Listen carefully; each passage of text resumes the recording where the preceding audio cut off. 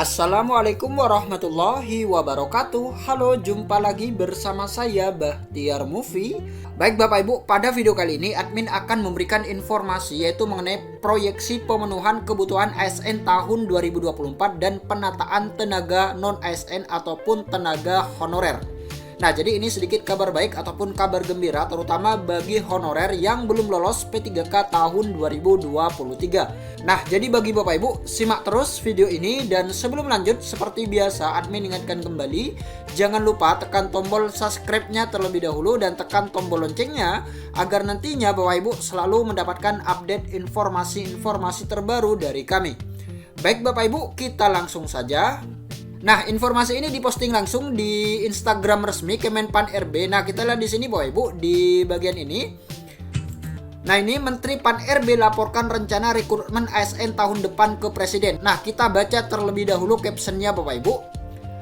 Sore ini Menteri Abdullah Azwar Anas menghadap Presiden Joko Widodo di Istana Merdeka, Jakarta. Beberapa topik aktual dilaporkan termasuk proyeksi pemenuhan kebutuhan ASN tahun 2024 dan penataan tenaga non-ASN. Di tahun depan, pemerintah masih berfokus pada penyelesaian permasalahan tenaga non-ASN sesuai dengan mandat Undang-Undang Nomor 20 Tahun 2023 tentang ASN. Namun pemerintah tidak menutup kemungkinan untuk merekrut talenta-talenta baru termasuk fresh graduate.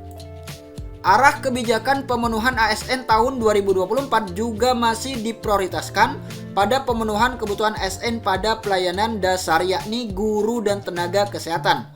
Proyeksi kebutuhan ASN di tahun 2024 diperuntukkan bagi instansi pusat, instansi daerah, dan lulusan sekolah kedinasan. Rekrutmen CSN 2024 menyasar 1,6 juta honorer yang masih perlu diakomodir proyeksi sisa tenaga non-ASN termasuk ex-THK2. Rekrutmen ini diharapkan juga mengurangi sedapat mungkin jabatan yang akan terdampak oleh transformasi digital. Rekrutmen ASN diharapkan mengutamakan talenta-talenta digital. Nah, jadi itu dia Ibu sedikit kabar baik yang mana di tahun 2024 ini nantinya akan menyasar 1,6 juta honorer Bapak Ibu yang masih perlu diakomodir. Ini proyeksi sisa tenaga non-ASN Bapak Ibu termasuk ex THK2. Nah, kita langsung saja dengarkan Bapak Ibu penjelasan dari Menteri Pan RB. Hari ini saya menghadap Bapak Presiden melaporkan terkait rencana rekrutmen ASN di tahun 2024. Terutama salah satunya adalah penyelesaian terkait dengan ex-PHK 2 yang menyisakan PR kurang lebih 1,6 juta. Yang ini PR sejak tahun 2005 yang harapannya ini bisa diselesaikan.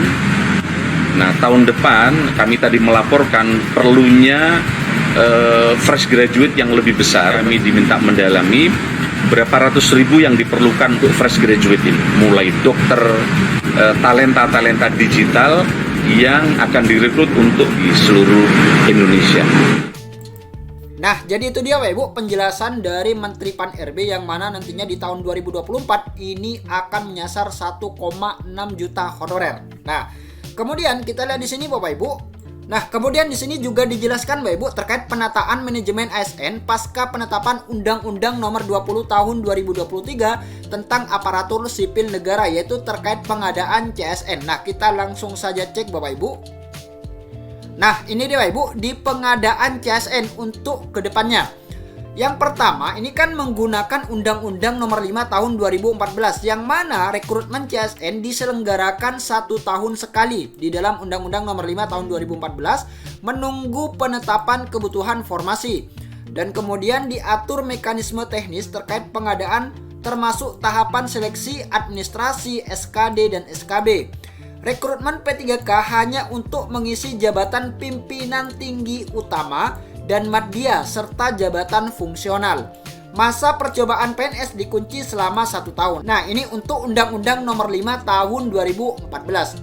Permasalahan yang terjadi Bapak Ibu, instansi pemerintah sulit melakukan rekrutmen saat dibutuhkan. Nah, jadi ketika instansi membutuhkan, maka ini akan sulit karena ini diselenggarakan 1 tahun sekali untuk yang Undang-Undang Nomor 5 Tahun 2014. Kesulitan untuk merekrut profesional dengan jenis atau metode seleksi yang beragam, referral, agent, headhunter, dan lain sebagainya.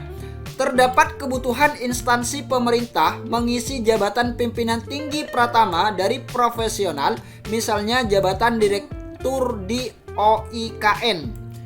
Masa percobaan selama 1 tahun dinilai terlalu lama, misalnya dokter dalam waktu kurang dari 1 tahun dimungkinkan untuk melanjutkan pendidikan dokter spesialis. Nah, ini permasalahan yang terjadi. Kemudian setelah diterbitkannya Undang-Undang Nomor 20 Tahun 2023, kita lihat di sini Pak Ibu, rekrutmen ASN dapat diselenggarakan secara fleksibel yang selanjutnya akan diatur dalam peraturan pemerintah. Nah, jadi untuk rekrutmen ASN tahun kedepannya setelah ditetapkannya Undang-Undang Nomor 20 Tahun 2023, maka rekrutmen aparatur sipil negara ini diselenggarakan secara fleksibel Pak Ibu. Kemudian memberikan keleluasaan pada PPK pejabat pembina kepegawaian untuk merencanakan pelaksanaan pengadaan di lingkungan instansinya.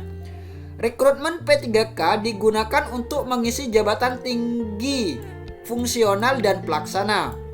Masa percobaan PNS tidak diatur di undang-undang dan akan diberikan fleksibilitas kepada instansi pemerintah untuk menetapkan masa percobaan. Nah, jadi seperti itu Bapak Ibu, pasca ditetapkannya Undang-Undang Nomor 20 Tahun 2023 terkait pengadaan calon aparatur sipil negara di tahun-tahun ke depannya. Baik Bapak Ibu, itulah sedikit informasi dari admin. Semoga video ini bermanfaat. Wassalamualaikum warahmatullahi wabarakatuh. Hari ini saya menghadap Bapak Presiden melaporkan terkait rencana rekrutmen ASN di tahun 2024. Terutama salah satunya adalah penyelesaian terkait dengan XPHK 2 yang menyisakan PR kurang lebih 1,6 juta. Yang ini PR sejak tahun 2005 yang harapannya ini bisa diselesaikan. Nah, tahun depan kami tadi melaporkan perlunya fresh graduate yang lebih besar. Kami diminta mendalami berapa ratus ribu yang diperlukan untuk fresh graduate ini. Mulai dokter, talenta-talenta digital yang akan direkrut untuk di seluruh Indonesia.